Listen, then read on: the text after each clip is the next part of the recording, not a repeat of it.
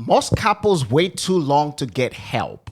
By the time they try marriage counseling, they're not looking for healing. They're looking for a referee, and that's why it fails. Welcome to the Campbell and Amanda podcast. My name is Campbell. My name is Amanda. So, hey, listen, counseling can work if you understand how to use it. So before you waste time, money, and hope, let's break down exactly when it works, when it doesn't, and what no one tells you before you walk into the counselor's office. So, honey, you want to take it away? Sure. So what no one tells you is that counseling is a tool, not a cure. Exactly. So it gives you a safe space to have those hard conversations that you and your spouse have been avoiding, really. Right. And it gives you some tools to understand each other. Yes, but it's not magic. No. I think that a lot of people walk into counseling like this counselor is going to fix our marriage. And no matter what we're going through right now, and no matter how bad it is, this has to work. Right. I mean, I think that a lot of people end up with counseling because they didn't have a vision, they didn't have a framework, they didn't have a trajectory plan necessarily for their relationship. Maybe they didn't have premarital counseling.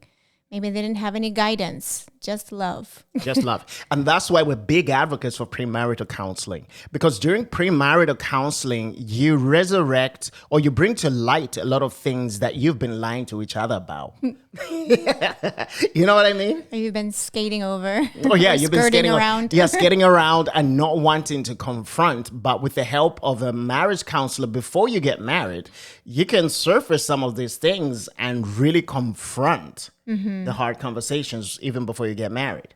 Right, because that's the point. You want to be able to address the skeletons in the closet or the extra baggage, unpack and be able to face them head on. Exactly. And the help of a counselor comes in to really go where you are trying not to go as a couple. Like you're saying, unpacking some baggage that you have locked up in the closet, skeletons that you don't want to face. The counselor kind of brings those things to light so that you can have the hard conversations. Right. It's not magic. It's like they just opened the closet door and found the extra baggage. Exactly. They just know how to help you unpack. Right. Right? Yeah, but now that maybe you're married and your marriage is on the rocks and now you're looking to a counselor, the one thing that we have said, we want you to realize marriage counseling is a tool. It's not a cure. It's not a magic bullet that cures everything. All right? And it won't fix what you're unwilling to both face. Or work on. Outside of the sessions. Not just with the counselor, but outside of the sessions. Exactly. So when you go for a session, the counselor may bring up some things and you might be very open in the session, but the real work happens after the session. Yeah, we've talked about avoidance a lot. And I mean, I wholeheartedly believe that there are a lot of avoidance in relationships. And so things don't get confronted. And so it's hard to do. You become bitter, you become frustrated, and then you explode. And then there's all this stuff to handle. But counseling works when both people are there ready to do the work, show up with their baggage, with their ugly mess and say, let's fix this. Let's handle this together. And also counseling will not work if one of you is being dragged to counseling. So and I say this to guys, why do you want counseling? Do you want counseling because you've been caught? Or you are being forced by your wife, you're being threatened like, I will divorce you if we don't go to counseling? The reason that you go to counseling is super important because if you go to counseling begrudgingly, you're not there.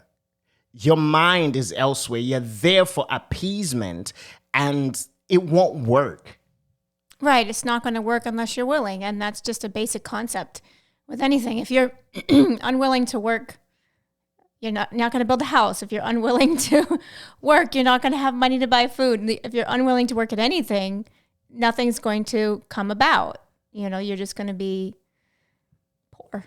Yes. Impoverished in your marriage. Right. Okay, so that is number one. Counseling is a tool, not a cure. We want you to understand that. And then secondly? Counseling works when you work it. And we've been saying this.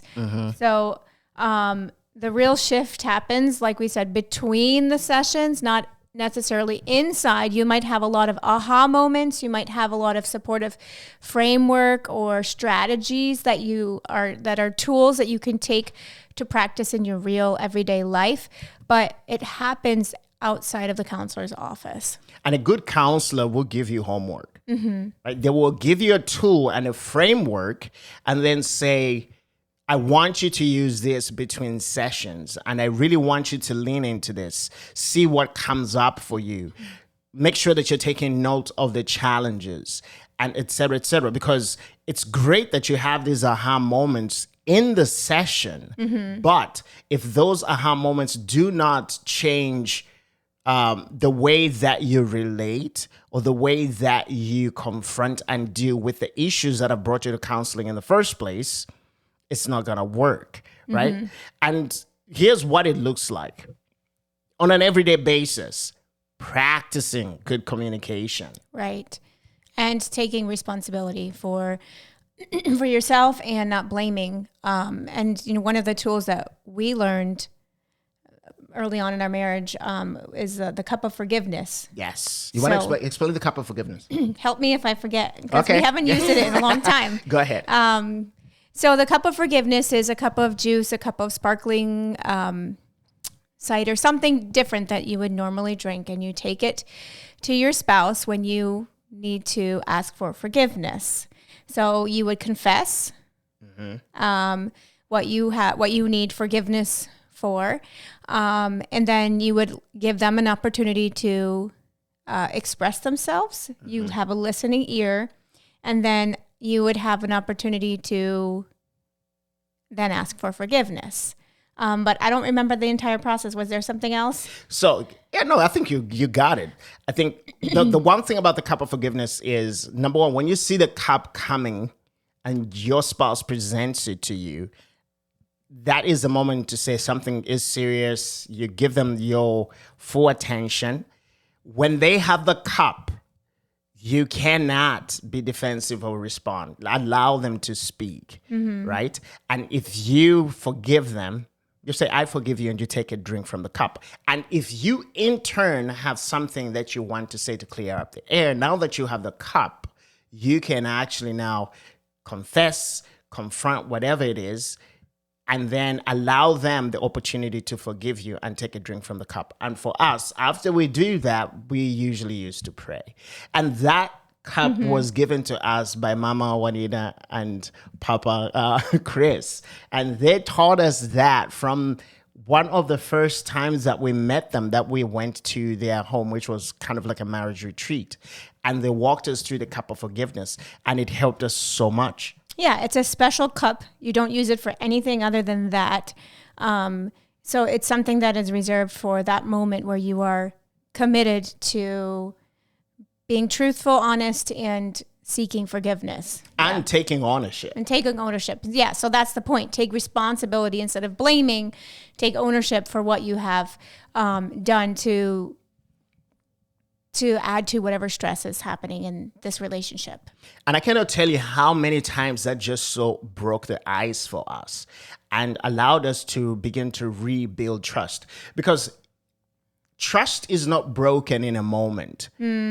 Trust breaks over time. It's a drift.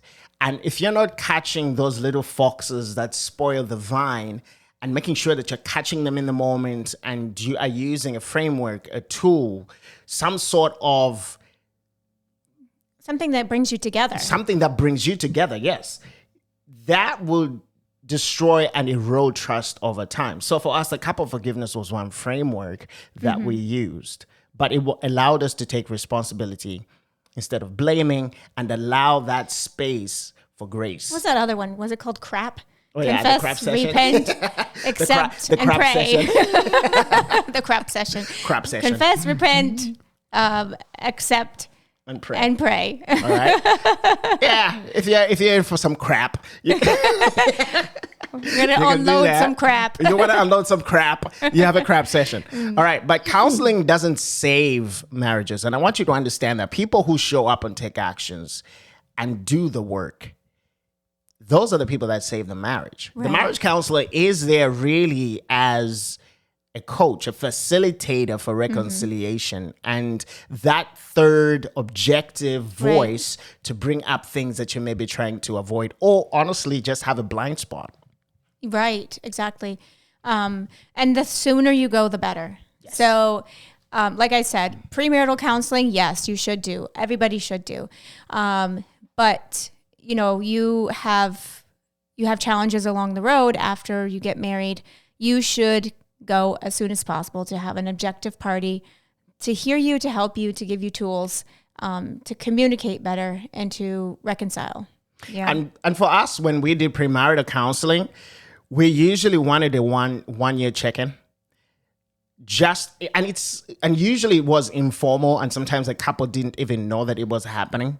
But if we had done premarital counseling for you, we had performed the wedding, there was at some point us just checking in to say, how are you guys doing?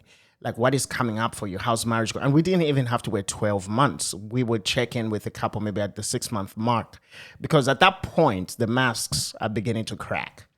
Right. And just here's a caveat. Not every couple that we did premarital counseling for were the couple that was willing to engage in the process. No. So it was a formality, not that you wouldn't give your best effort to counsel and to give wisdom, but if people aren't willing from the start to have better communication, to confront things, just know that it's going to lead you back to the same place. And if you're also not willing when it's time to confront with a counselor, with supportive, objective person, it's also not going to work. Exactly. And that is the thing. Like, people rush because, emotions are running high. They just want to get to the thing. Let's just get married. But as objective counselors, when we tell them, hey, listen, this is something that you need to deal with. And of course, we're just facilitators. We can't force you to do the work.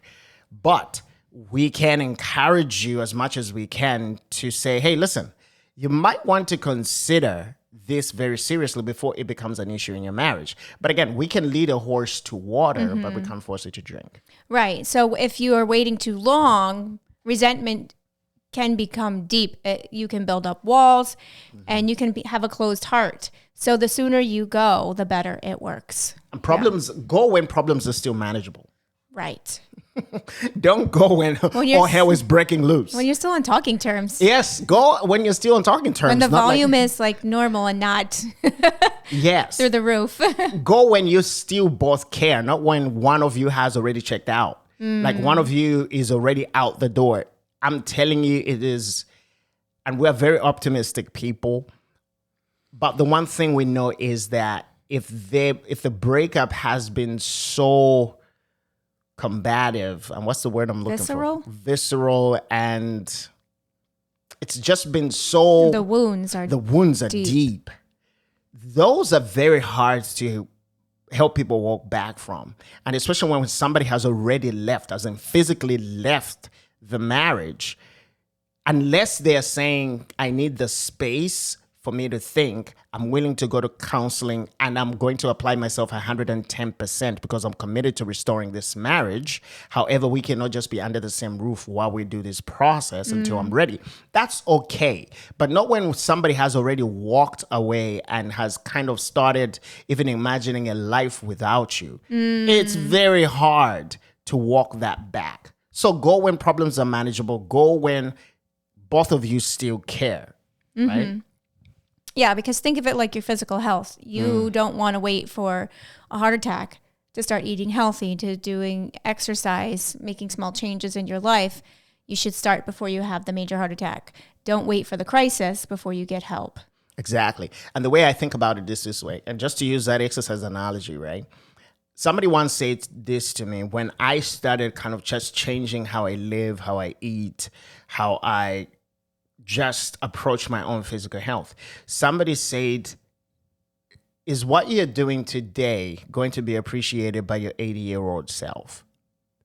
In other words, when you get to 80, are you going to live with regret and say, I wish I had lived a healthier lifestyle than I did.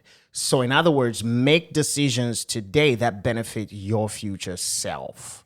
Okay. So, when it comes to marriage, we don't have to wait for things to break. We have to think in terms of, for us, when our son is out of our home, he is a high school graduate, he is in university. What kind of relationship do I want to have with my wife? Do I want her to be a stranger, or do I want her to be still my best friend and we're just, living our best lives? Living your best life. Is that a song? Yes. You just make it up? No. It's just wine. I don't know it. Oh, okay. Sorry. So it's like, It's did you Che-Che. just make it? It's Che-Che. Yeah, so it's a few things. Start early, start small, and build strength before the storm, right? You Yes. want to be prepared for whatever storm is going to come and try to shake your marriage. So whether it's a health crisis or a financial crisis or extramarital temptation, whatever it might be, you want to build that strength between each other and in your marriage before that storm. Exactly. And I mean, 24 years together, we've learned quite a bit. And in those 24 years, we've helped people. We have learned things about ourselves. We keep learning things about ourselves. I just like yesterday, you felt like there was a disconnect between us, right? And I was just like, I just need some space. I just need to but for you, what was going on for you, by the way? How did you feel? I know I'm putting you on the spot, but come on. Well, I wanted to fix whatever was making you, serious. You were serious, you were distant because you were in some thought process, and I wanted to share the load. So that's what I was thinking. Okay.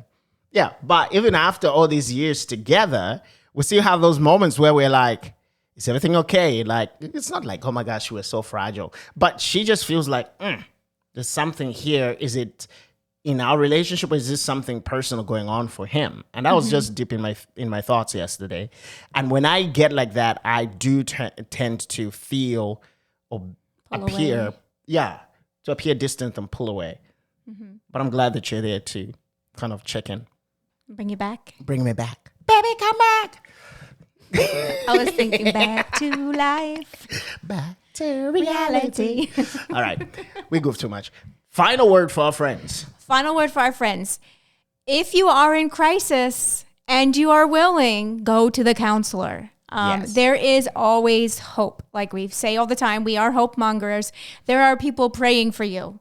Whether you believe it or not, there are people praying for your success just as much as there are people who are praying for your failure. There are people praying for your success and for your hearts to be tender, to be able to walk through difficult betrayals or hurts and wounds together. And so go. Even we know of people who have divorced and been able to come back together and remarry and reconcile. There's always hope. But go to the counselor. Go and have an objective person give you some tools and resources that you would be able to use to strengthen your marriage for yourselves. Not for your children's sake, not for other people's sake, not for the sake of the appearance of your marriage, the outward appearance to the rest of the world, for the sake of the relationship and your health. Go. And for me, I would just say that marriage counseling isn't magic. And we've said that. It's not a last-minute rescue mission. It's training ground for couples who want to stop fighting each other and start fighting for each other. And it works when you work. And the sooner you start, the stronger you get. So like my wife said, go to counseling ASAP. As long as both of you are willing to work at this, there's hope. All right, until next week, God bless you. Bye-bye. Bye.